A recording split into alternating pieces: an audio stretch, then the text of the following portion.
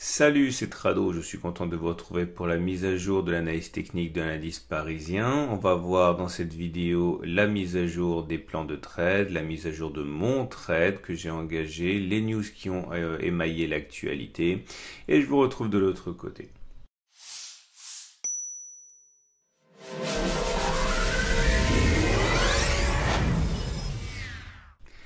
Alors effectivement, les 4 dernières séances se ressemblent en ce sens que les baissiers ont pris le contrôle avec aujourd'hui une baisse de 1,21% dont les causes sont recherchées du côté des inquiétudes avec des villes, des zones, des États, certains pays qui n'arrivent plus à endiguer la crise du Covid.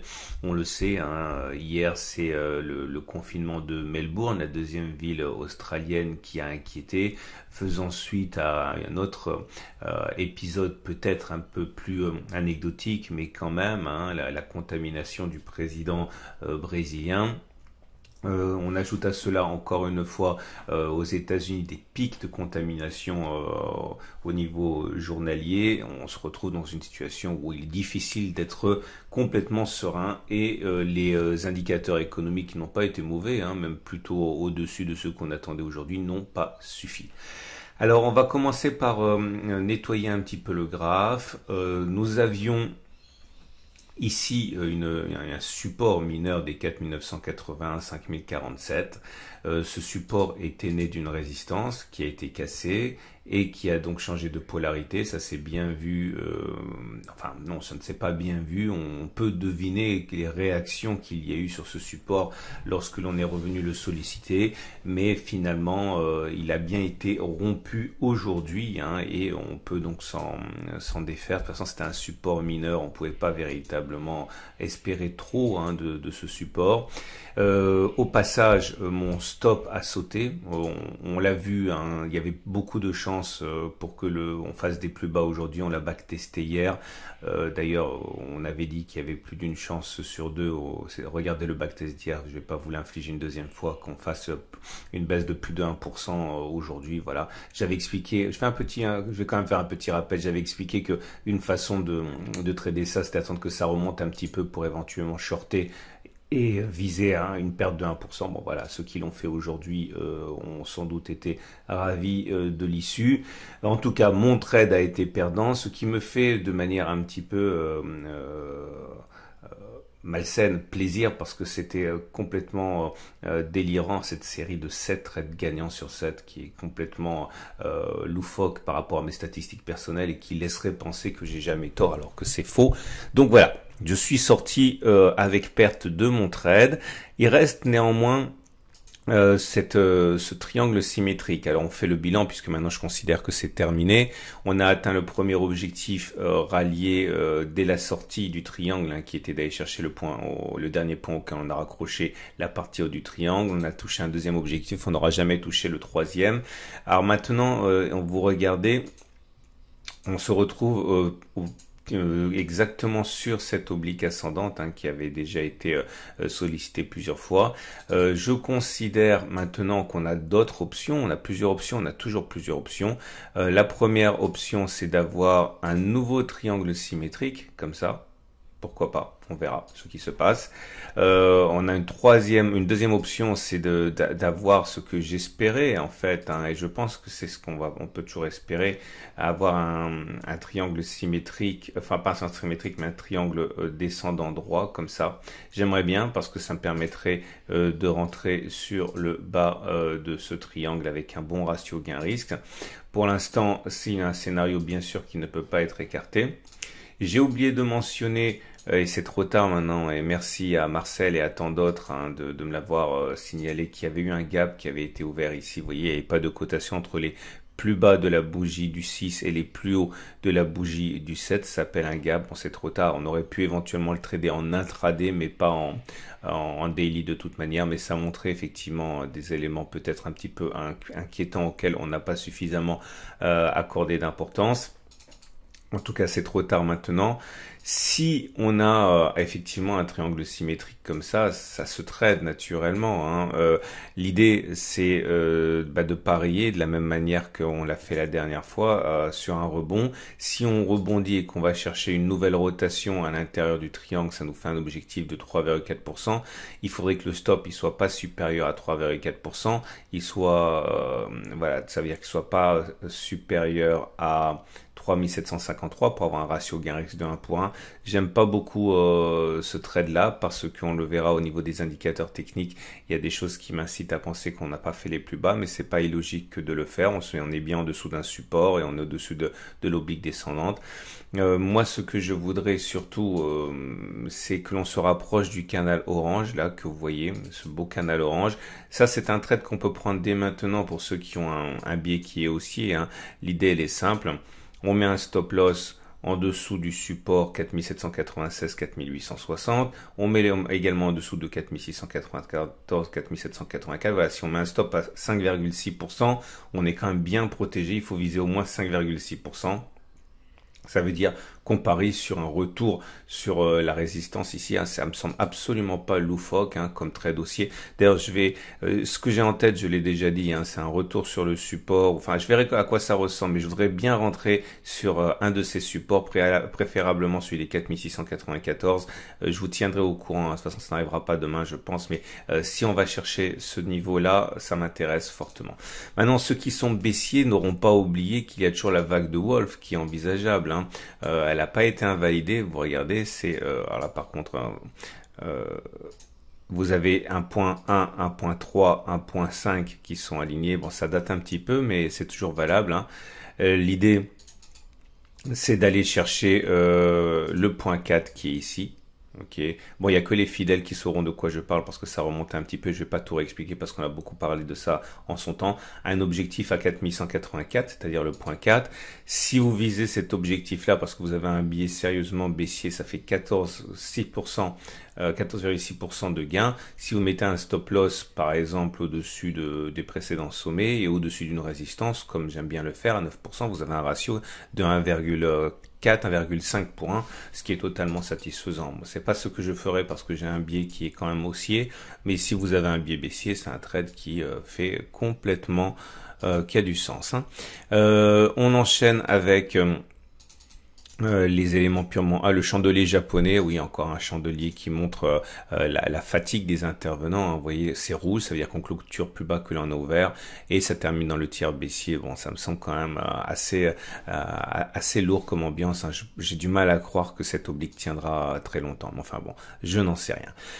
On regarde les éléments techniques, la moyenne mobile à 20, la moyenne mobile à 7, la moyenne mobile à 50 et les bandes de Bollinger dans l'immédiat.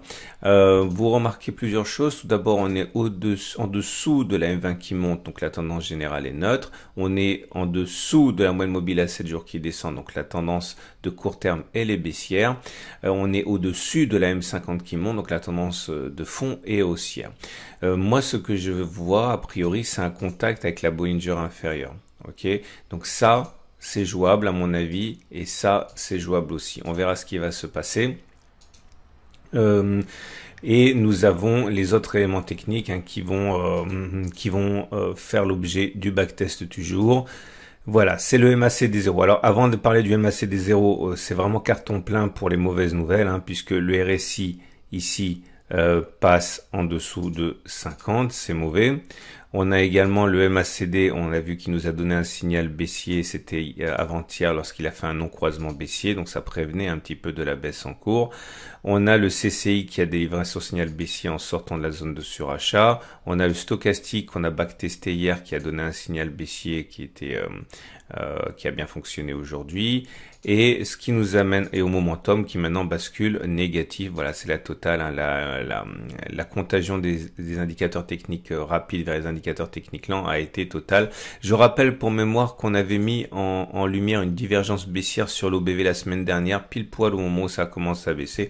Bon, j'ai pas tradé à la baisse parce que j'étais aussi à ce moment-là, mais ceux qui ont accordé de l'importance à ça pouvaient éventuellement avoir matière à spéculer à la baisse au milieu des autres éléments. Donc maintenant, ce que j'aimerais voir avec vous, c'est justement un nouveau backtest du MACD 0, mais on va backtester les choses un peu différemment pour que vous ayez des idées de choses à backtester. Alors voilà ce que je voudrais voir. Je voudrais voir ce qui se passe quand le MACD 0 passe en dessous de son signal, comme c'est le cas aujourd'hui. C'est pas évident, ça se joue sur l'épaisseur du trait, mais on est bien en négatif aujourd'hui sur le MACD. Solution 1. Alors attention, il n'y a pas il y a pas la légitimité scientifique pour tirer des règles, puisque mon échantillon est trop petit. Il n'y a que 26 dernières occurrences que j'ai prises, mais ça vous donne quand même des idées de choses à backtester pour vous. Donc le test sera réputé gagnant si on clôture plus bas que la bougie de signal baissier. Le test sera réputé perdant si on clôture au-dessus en premier. Ok, donc c'est parti. Premier test ici, c'est gagné puisque vous voyez on a eu le signal qui a été donné sur cette bougie et on a bien clôturé en dessous de la bougie en question avant que de clôturer au-dessus, donc un beau gain ici. Ici un test perdu, on a eu le signal là et vous voyez on a clôturé au-dessus malgré le signal, ou non c'était là, donc en tout cas c'est perdu de toute manière. Ce test là il est gagné, on a eu le signal, je vais remonter un petit peu, voilà comme ça, on a eu le signal qui a été donné ici et on a bien clôturé plus bas, significativement plus bas avant de clôturer plus haut. Là on a un test qui s'est, attendez je l'ai fait en deux fois, ça sert à rien. Et donc on a un test qui s'est révélé perdant. Bon, ça s'est pas joué à grand chose, mais on a quand même clôturé au-dessus avant de dégringoler, donc c'est perdant.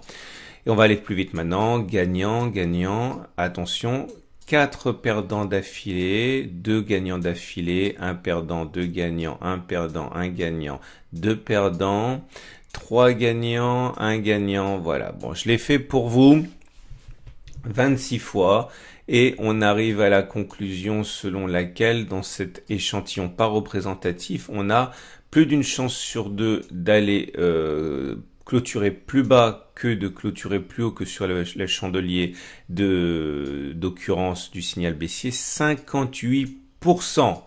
Est-ce que cela signifie que demain, en fait, ça aurait fallu le faire aujourd'hui en clôture, mais bon, qu'il aurait fallu spéculer à la baisse en pariant sur le fait que l'on clôture plus bas que 4908,75 avant que de clôturer au-dessus de 5019? Non, on ne peut pas faire ça. On ne peut pas faire ça parce que le test ne dit pas à quel moment vous entrez, à quel moment vous sortez avec gain, à quel moment vous mettez votre stop loss. Est-ce qu'il faut attendre un petit sursaut avant de spéculer à la baisse? Est-ce qu'il faut entrer dès la formation? Bref, beaucoup de travail pour vous pour transformer cette analyse technique en setup de trading. Ce qui est sûr, c'est que si vous avez acheté maintenant au contact de cette oblique, vous êtes contre les statistiques puisque vous l'avez compris, normalement on devrait aller plus bas, donc il vaudrait mieux ne pas mettre son stop juste en dessous de la bougie du jour parce que vous êtes contre les stats. Donc ça vous aide quand même, c'est de l'analyse technique, ça vous aide à prendre des décisions, mais si vous voulez transformer ça en setup, vous devez encore bosser. Voilà ce qu'on pouvait dire. On va terminer avec l'Ishimoku qui, pour le coup, délivre un accès de faiblesse assez important puisque, bon, on vient de passer en dessous de la Tenkan, on vient de passer, de clôturer en dessous de la Tenkan, de clôturer en dessous de la Kijun. Donc la tendance de court terme, elle est neutre. La tendance la tendance générale, elle est neutre. Bon, la tendance de fond est compliquée parce qu'on est au-dessus du nuage, mais il est plat, donc on va dire que c'est pas baissier, ça c'est sûr. C'est légèrement haussier, mais bon, on dit aussi que lorsque le nuage il navigue à plat avec la SSB et la SSA qui vont vers la droite comme ça, tout droit, c'est plutôt neutre. Donc bon, on va pas non plus chipoter. On va dire que c'est neutre, même si voilà, on est plus proche de la tendance de fond haussière que la tendance de fond baissière parce qu'on est au-dessus du nuage, quoi. Je vous souhaite une excellente journée. Je vous dis à demain pour la mise à jour. J'ai beaucoup de questions par rapport à l'or, puisque forcément quand les marchés décroissent, les investisseurs cherchent des placements alternatifs. J'invite à regarder la vidéo à la fin de cette vidéo même pour avoir des idées sur l'or. Voilà, à demain pour la mise à jour.